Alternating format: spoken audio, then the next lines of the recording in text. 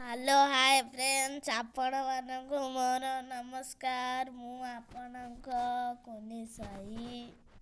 ଆଜି ଟିକେ କଙ୍କଡ଼ା ଝୋଳ ଖାଇବା ପାଇଁ ଇଚ୍ଛା ହୋଇଛି। ସିଏ ପୁଣି ଦେଶୀ କଙ୍କଡ଼ା ଝୋଳ। ଆପଣମାନେ ଦେଖନ୍ତୁ ମାମା କେମିତି କଙ୍କଡ଼ା ଝୋଳ ଦେଶୀ ଷ୍ଟାଇଲରେ କରୁଛନ୍ତି। କଙ୍କଡ଼ାକୁ ଏବେ ଗରମ ପାଣିରେ ପକେଇକି ବଏଲ୍ କରିଦେଲେ। ସବୁ ବଞ୍ଚିଲା କଙ୍କଡ଼ା ତ ସେଇନାଗି ଗରମ ପାଣିରେ ପଡ଼ିଲା ଆଉ। କଙ୍କଡ଼ା ଟିକେ ବଏଲ୍ ହେଇଗଲା। ଆଉ କିଛି ସମୟ ପରେ ହେଇଯିବ। ମା ବାଛିଦେବେ, ଗୋଡ଼ ହାତ ତାର ଭାଙ୍ଗିଦେବେ। ଆପଣମାନେ ସମସ୍ତେ ଦେଖନ୍ତୁ। ଇଲୋ ଗରମ ପାଣିରେ କଙ୍କଡ଼ା ଖେଳୁଛି।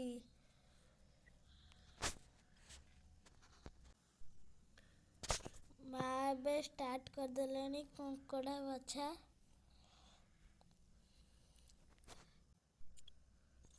ମାମା ବି ବାଛୁଛନ୍ତି। କଙ୍କଡ଼ା ଗୋଡ଼ ହାତ ଭାଙ୍ଗି ଦେଲେଣି। କଙ୍କଡ଼ା ବଛା ବଛି ଚାଲିଛି।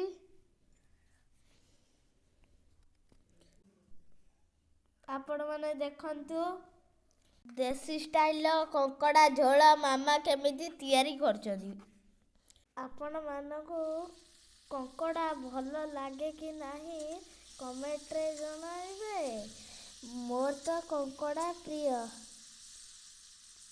କଙ୍କଡ଼ା ଭଜା ଚାଲିଛି। ମା କଙ୍କଡ଼ା ଗୋଡ଼କୁ ବାଛୁଛନ୍ତି, ମାମା ଗୋଟେ ଗୋଟେ କରି ଭାଜୁଛନ୍ତି। କଙ୍କଡ଼ା ଭଜା ହବ, କଙ୍କଡ଼ା ଗୋଡ଼ ଭଜା ହବ। କଙ୍କଡ଼ା ଭଜା ଚାଲିଛି।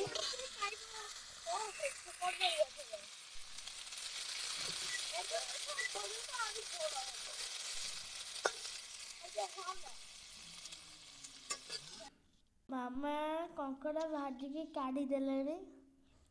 ଏବେ କଙ୍କଡ଼ା ଗୋଡ଼ ଭଜା ହବ।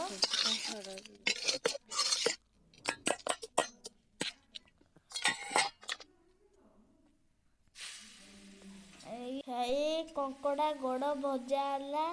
ଦେଖନ୍ତୁ ଆପଣମାନେ।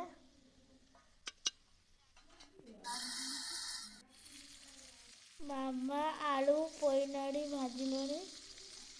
ଆପଣଙ୍କ ଆଡ଼େ କଙ୍କଡ଼ା ତରକାରୀ କେମିତି ରୋଷେଇ କରନ୍ତି କମେଣ୍ଟରେ ଜଣାଇବେ। ଆପଣମାନେ ଜାଣିଛନ୍ତି ମୋ ମା ଆଦେଶ ଦେଇଥିଲେ ମାମାଙ୍କୁ କଙ୍କଡ଼ା ଝୋଳ ଯଦି କରିବୁ ଗାଁ ଷ୍ଟାଇଲ କଙ୍କଡ଼ା ଝୋଳ କରିବୁ।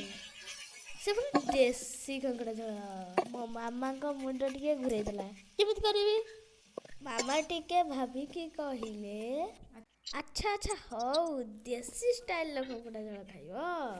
ଆଚ୍ଛା ଠିକ୍ ଅଛି, ମୁଁ ବନେଇ ଦେଉଛି, ଆପଣମାନେ ସବୁ ଖାଇବେ। ମାମା ଚଟାପଟ ଯାଇକି ବାରିରୁ ଆଳୁ ଆଉ ମାଟି ଆଳୁ ସାରୁ ପୋଇନାଡ଼ୁ ଆଣିକି ଭାଜିଦେଲେ। ଦେଶୀ ଷ୍ଟାଇଲର କଙ୍କଡ଼ା ଝୋଳ କରିବେ ବୋଲି ମାମା ପୁରା ରେଡ଼ି ହେଇଗଲେ। ସେ ସବୁ ଭାଜିକି ଥୋଇଦେଲେ। ଏବେ ମସଲା କଷିଲେଣି। ମସଲା ପାଇଁ ତେଲରେ ଗୋଟା ମସଲା, ଟମାଟର, ତେଜପତ୍ର ସବୁ ପକେଇଦେଲେ। ତାପରେ ମସଲାକୁ ବି ପକେଇଦେଲେ। ମସଲାକୁ କଷିଲେ ଯେହେତୁ ଦେଶୀ କଙ୍କଡ଼ା ଝୋଳ ହବ ତ ମା କହିଛନ୍ତି ନା ଦେଶୀ ଷ୍ଟାଇଲର କଙ୍କଡ଼ା ଝୋଳ ଖାଇବ ବୋଲି।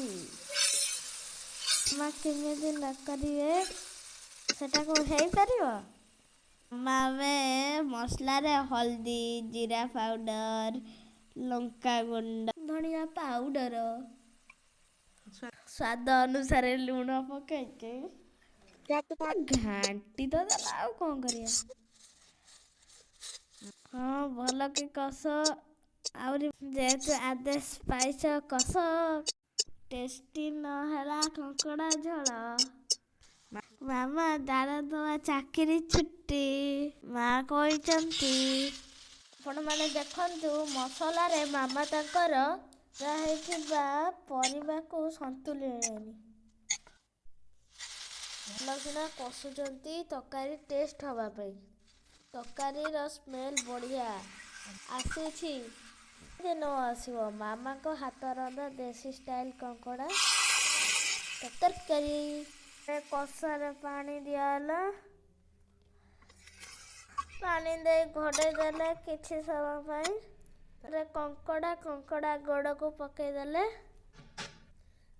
ଆମର କଙ୍କଡ଼ା ତରକାରୀ ରେଡ଼ି ହେଇଗଲା। ଦେଖନ୍ତୁ କେତେ ସୁନ୍ଦର ଦେଖାଯାଉଛି, ବହୁତ ଟେଷ୍ଟି ବି ହେଇଛି। ଲାଷ୍ଟକୁ ମାମା ଧନିଆ ପତ୍ର ପକାଇଦେଲେ।